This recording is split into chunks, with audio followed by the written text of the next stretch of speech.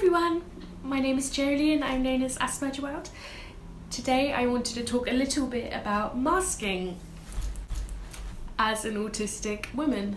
So masking is a popular term for pretending that you are not yourself. So anyone can mask in this way, anyone can feel like they need to put on a front to appear like they are not as vulnerable as people might think they are.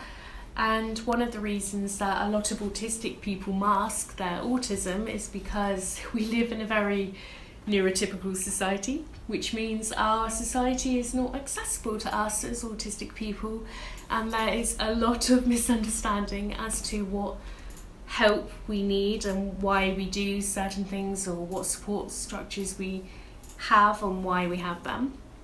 And there's also a lot of misconceptions over what is normal. And well, society that we live in today is so obsessed with perfection and beauty and being normal that anyone who doesn't quite meet those really high and impossible standards feel like they have to put on a front to make themselves seem more perfect. And in this way, this is something that everyone might face or might do, but for autistic people especially, we are taught a lot of the time that we are wrong simply for being ourselves. So different things that we might do or say because we are autistic are often taught or gaslighted into non-existence. So our need to stim might get squashed down and taught not to happen. So a mask is exactly what it sounds like. It's a neurotypical non-autistic mask that a lot of autistic people put on in order to protect themselves, sometimes from the psychological abuse of being misunderstood in a society so obsessed with perfection, or sometimes just because they don't feel safe being any other way than the way people have taught them they need to be, because they might have been abused or taught in a negative way why they shouldn't be who they are, or why they can't embrace themselves. So masking is it's a controversial topic, and it's something that I have a lot of experience in as an autistic person. But mostly the thing I've noticed with masking is that a lot of autistic people have masked their whole lives pretending to be what society deems them that they should be. And this is something I can't really relate to it, if I'm 100% honest, because when I was a child, as an autistic child, I just remember being so lost in total misunderstanding and chaos of confusion all of the time, that I had no idea I was any different to other people, and I could not process people's treatment towards me to then realise that they wanted me to behave any differently, which means if I couldn't mask. And that's the thing, as an autistic child I did not mask because I didn't know I had to, or because I didn't know that I needed to. I couldn't process the information enough to make those connections and actually then do it. And it's odd because I did experience the same gaslighting as most autistic people have that have made them mask as children. I did experience the bullying and the abuse and everything that sort of makes you really need to change yourself, and I just couldn't process what that meant. I was too lost to be able to work out that people treated me badly because of my difference. And if you don't realise that you're different, and if you don't realise that, well, how are you supposed to change yourself to help yourself if you can't even process there's anything wrong to begin with? And obviously there is nothing wrong to begin with. You shouldn't have to change yourself. You shouldn't have to you shouldn't have to protect yourself in this way by pretending to be someone you're not. It's an awful manipulative thing. But it is something that as a child I couldn't process to do. So I grew up unashamedly autistic because I had no idea I was any different, and I also didn't know I was autistic. I didn't know autism existed until I was 13 years old, which is when I found out I had Asperger's syndrome. So, and even then I didn't realise I was that different, or I didn't realise that people wanted me to change who I was to fit into the neurotypical society.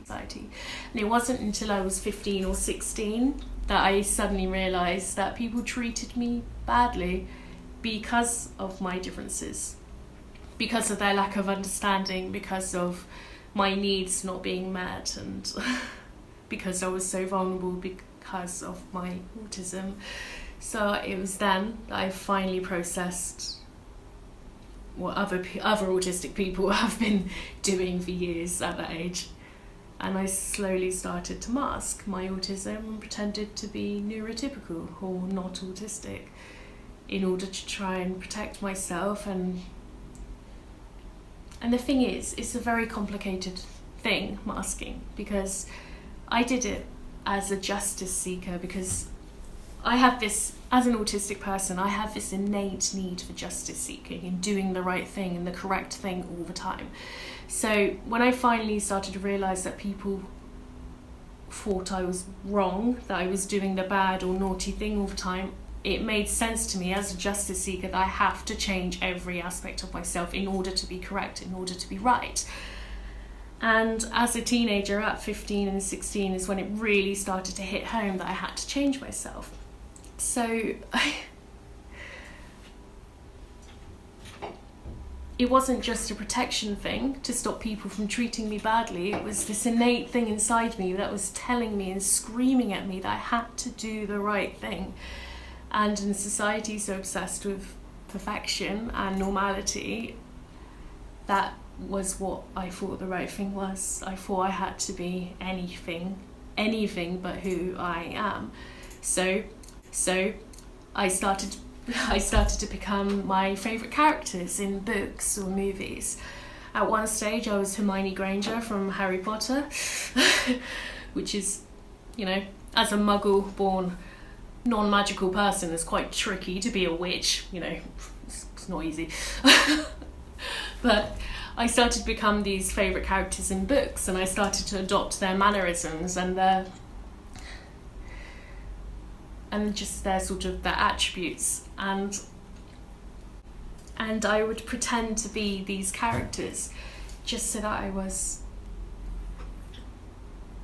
trying to do the right thing, pretending I wasn't autistic. And it didn't work, because at that age I didn't realise what normal was to most people. And obviously there is no such thing as normal. We are all experiencing life and diversity, and that is the beauty of humanity, is that we are all so different. And our norm is different to any other person's. Like, my norm is different to your norm, and your norm is different to your friend's norm, and there's nothing wrong with that. We are all normal in our very diverse and beautiful ways as humans.